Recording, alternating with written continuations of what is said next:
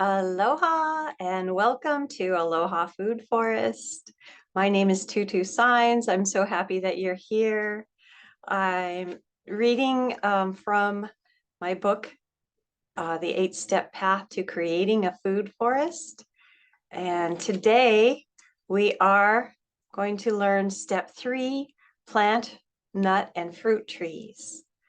And you can see I've written a couple books about this food forest that I live on. I've been here now 12 years, and it's been so inspiring and wonderful to live with old trees and to learn from the old trees. So I've written down so many things that I've learned throughout the years that it became first one book and then a second book over the years.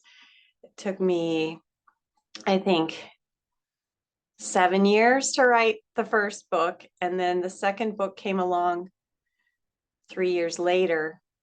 So anyway, this is just based on what I've learned and some of the research that I've done as well, like through the internet, learning from a lot of teachers about food forestry and about soil food webs and all kinds of things. And there's so much information out there. I've really enjoyed putting it all together. And I personally didn't want to forget this stuff, which was my initial motivation for recording my observations and what I've learned. But then I also want to share it with anyone who's interested in learning more about the food forest. So that's why I do this. It makes me feel happy to have something beautiful to contribute to the world. And I do believe that the world could be a beautiful and harmonious and infinitely abundant place if we all take up growing food forest gardens. And they are the easiest type of garden to grow anyway, and they're the most long-lasting kind of garden of all. So there's really, I can't think of any negatives or downsides to the food forest gardening method. I think it's the Garden of Eden, and some food forests have been found that are thousands of years old. And even the Amazon rainforest, which we think of as a wild forest, it turns out there was a civilization living there. And somehow all the buildings got buried in the mud flood, I guess, because they can see them using LiDAR, which is like radar that goes into the ground, and they can see that there were structures underneath the Amazon rainforest. So those were probably plants that they knew about and planted. And because trees naturally attract rain, that's probably why it became, you got the Amazon River. But anyway, we are going to learn about trees and all kinds of fun things in this step. So I hope you are excited and ready to check into step 3, plant, nut, and fruit trees. So here we go. Nut and fruit trees form the pillars and canopy of the food forest. Beautiful and durable, they protect their neighboring plants in hot or cold weather and quietly use their powerful ability to materialize food, oxygen, fuel, and handiwork supplies from the environment. Effortlessly, they keep all of Mother Earth's children fed, warm, and safe. The more you know about trees, the more reasons you are grateful for them. Here are 6 reasons to consider. Our Mother Earth grows free food continuously for us using sustainable, free resources. As a result, free food flows on our planet. Check out these Wikipedia images showing a food web featuring the autotrophs, which are the plant kingdom of primary producers that creates the source of food for all other life. The pyramid in image A here shows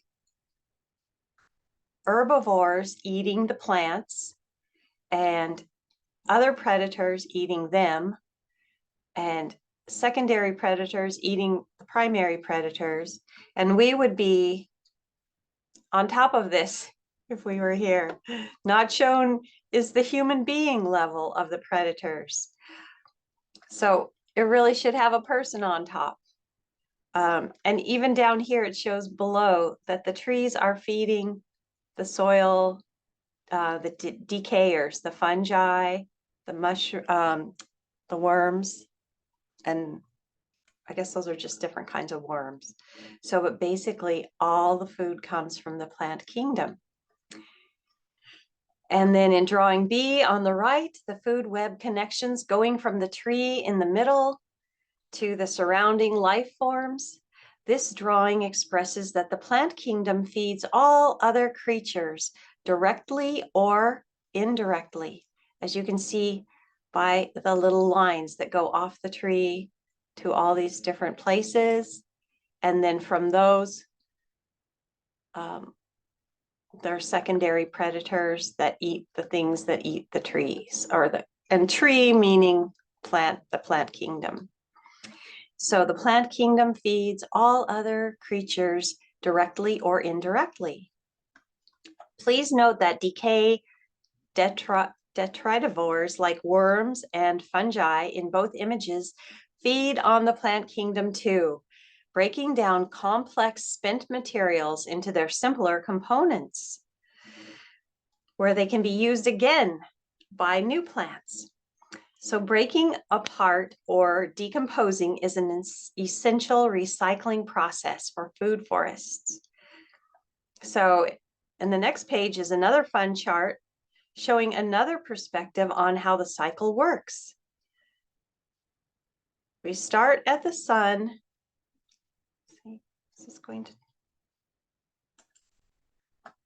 We start at the sun, and the sunlight, the yellow arrow goes to the producers, the autotrophs, the plant kingdom. And then from there, the plant kingdom feeds the herbivores, the decomposers, and then the herbivores feed the carnivores, and the decomposers feed the carnivores.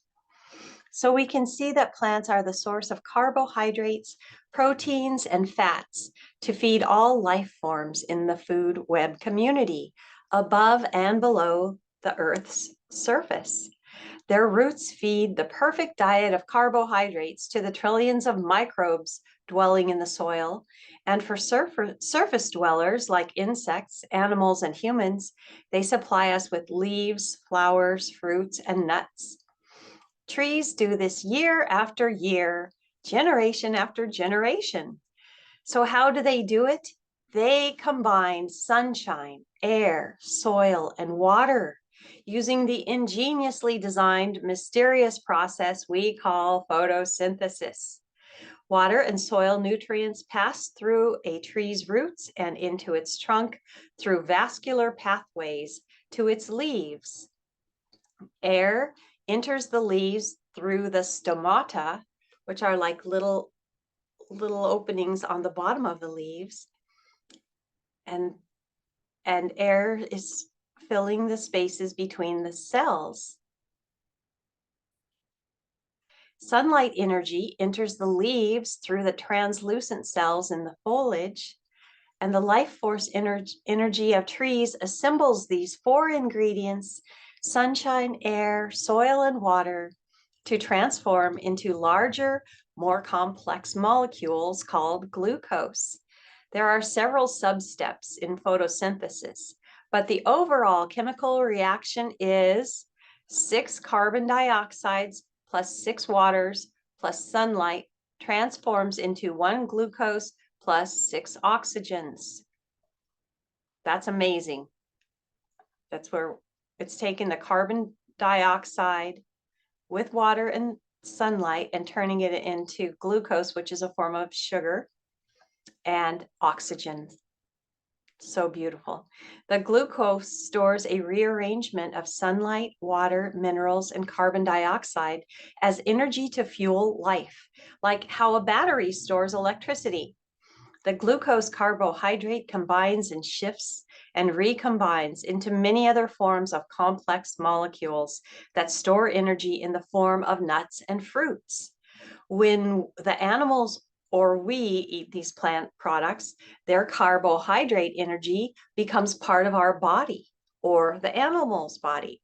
Then in turn, carnivores eat vegetarian animals, and we call it eating meats.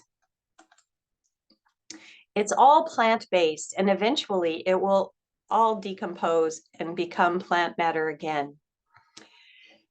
This diagram shows the plant's metabolism of glucose for making starch and cellulose, respiration, producing amino acids and proteins, and making lipids or fats and oils.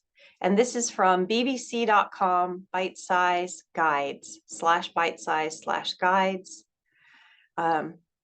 So you can see the glucose. When we eat, our bodies combine the food with the air we breathe, releasing the sunlight energy into ourselves, into our bodies, to fuel our bodily functions, and releasing carbon dioxide back into the air. In other words, photosynthesis transforms the sunlight's energy into energy that you and I and all living things can use to fuel our bodies. With this quiet miracle, the plant kingdom makes food for all life out of sunlight, air, soil, and water. And the next thing to consider is the plant kingdom makes oxygenated air for us to breathe. The other output of photosynthesis is oxygen, as trees consume carbon dioxide and release oxygen. When we burn firewood, ethanol, coal, oil, and other fossil fuels, oxygen combines with carbon to create carbon dioxide, released back to the atmosphere. Trees consume carbon dioxide during photosynthesis and release oxygen. Therefore, growing trees is a key to restoring the balance in the Earth's atmosphere. In addition, trees help counteract the effect of the combustion of fossil fuels. By planting your food forest, you will help restore balance to our atmosphere on Earth. You will grow fresh, oxygenated air for us to breathe. And another thing to consider, the plant kingdom supplies us with our significant sources of energy: petroleum, natural gas, coal, and firewood. Energy from burning firewood is critical to survival in many parts of the world.